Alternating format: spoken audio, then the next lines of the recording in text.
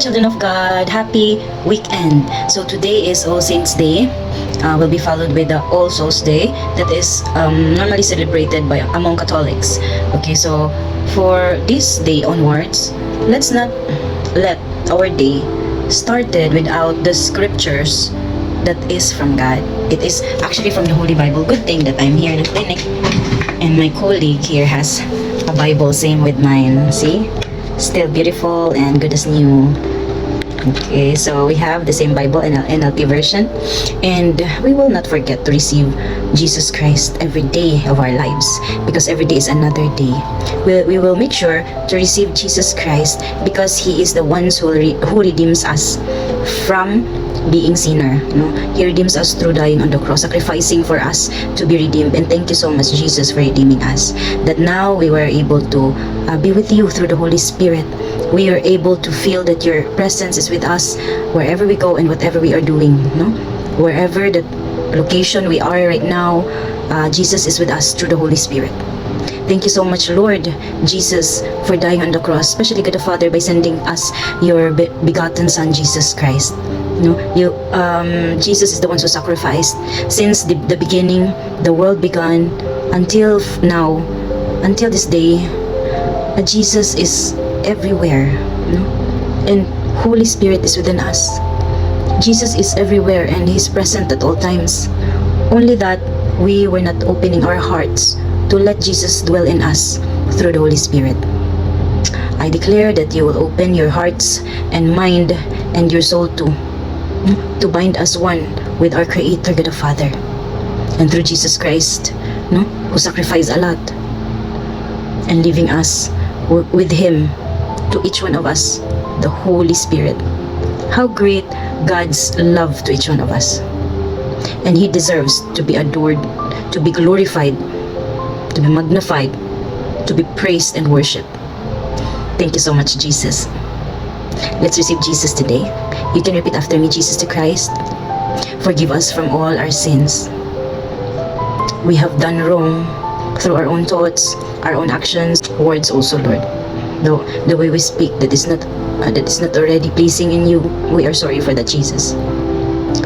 And thank you, Jesus, and we love you. Okay, so let's open the scripture today.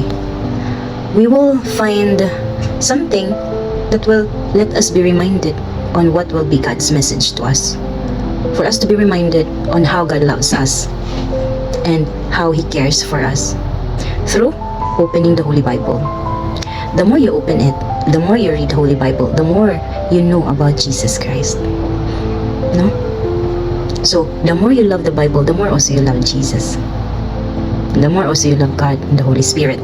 Because again, they are one God, forever and ever. Nobody can separate the trio, the Holy Trinity. Now, let's have our Bible verse for today from the book of 1 Kings chapter 3, verse 10 to 14. Okay, again, our Bible verse for today is coming from the book of 1 Kings chapter 3, verses 10 to 14. It says here, can you see clearly? Okay, here, from verses 10 to 14. It says here, the Lord was pleased that Solomon had asked for wisdom. So God replied, because you have asked for wisdom in governing my people with justice and have not asked for a long life or wealth or the death of your enemies, I will give you what you ask for. I will give you a wise and understanding heart, such as no one else has had or ever will have. And I will also give you what you did not ask for, riches and fame. Hallelujah. No other king in all the world will be compared to you for the rest of your life. And if you follow me and obey my decrees and my commands, as your father David did, I will give you a long life. Hallelujah. Thank you so much, Lord, for this message. Thank you so much, Lord, for this verse that has been picked for today. It's a randomly picked, and I don't know what this is all about, but because of the Holy Spirit guiding me through this scripture, I know any words coming out from my mouth is not from me, but yours alone, Jesus, with the guidance of the Holy Spirit. As you can see, In this Bible verse, it's a story of Solomon asking for wisdom from our God. No? So kita di ay, we can ask a lot. We can ask whatever we want to desire, to ask for from the desires of our hearts and minds. We can ask it from God, and He will freely give it to you. He will freely give it to us. Once, as you can see here in the verse 14, and if you follow me and obey my decrees and my commands, as your father, I will give you a long life. See? Mawala tanan sakit sa imong lawas. Once you will obey God's commands and decrees. No? It has been written, only your faith will move it. Only your faith is the ones, only our faith lang gyud ang kulang para makuha taning covenant ni God sa atoa. No? As you can see here also, since Solomon is asking for wisdom, no? Pero wala siya laing gipangayo kundi wisdom lang. Wisdom to govern the people sa katarungan. No? Wala na siya nangayo og long life, wealth, riches, wala na. But because nahimuot ang Ginoo sa iya ha, kay simple ra kaya yang gipangayo. Wisdom lang para lang mag-leader og tarong sa mga tao, no, nga gipapiyal kaniya. Just to govern people properly. No, with justice. Nay katarungan, nay equality. No, walay mga bias. Gusto siya wisdom nga dili gubot ang palibot.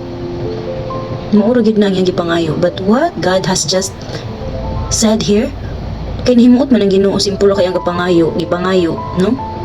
Gitagaan pa siya og wealth, no? Unsa pa igihatag fame, nasikat siya tungod kay siya ang pinakamaayo na king sa tanan. No other king in all the world will be compared to you for the rest of your life. Imagine, God can also do the same way to you. He can say, you will be the person that is my masterpiece, and no one can beat you, no one can defeat you, no one can underestimate you. No? That is how God, so powerful, our God is so powerful, great, and awesome.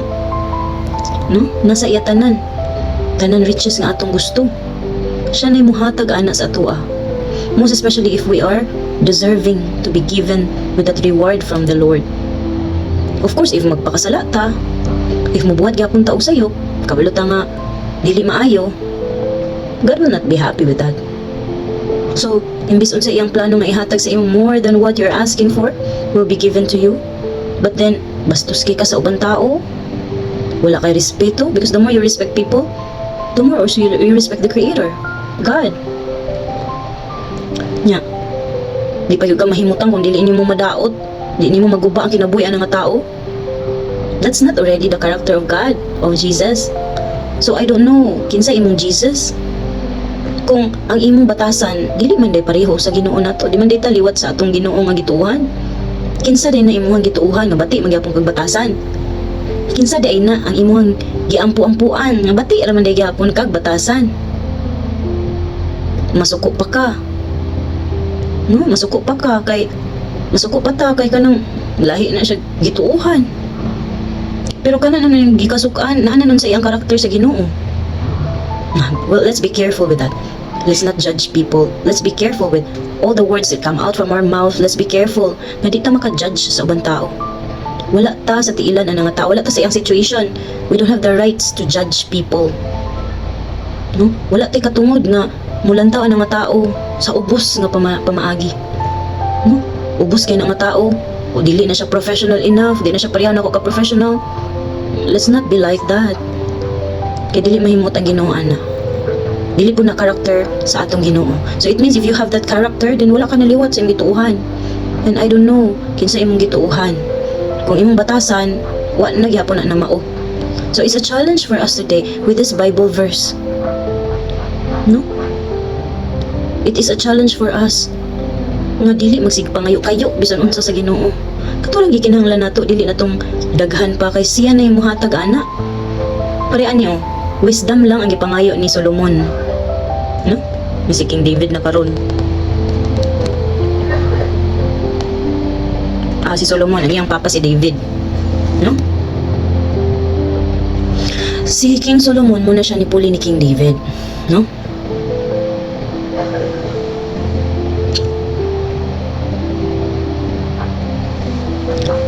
Si King Solomon ang nipuli ka King David, but what did King Solomon is asking for from God is only a wisdom to govern people with justice, no?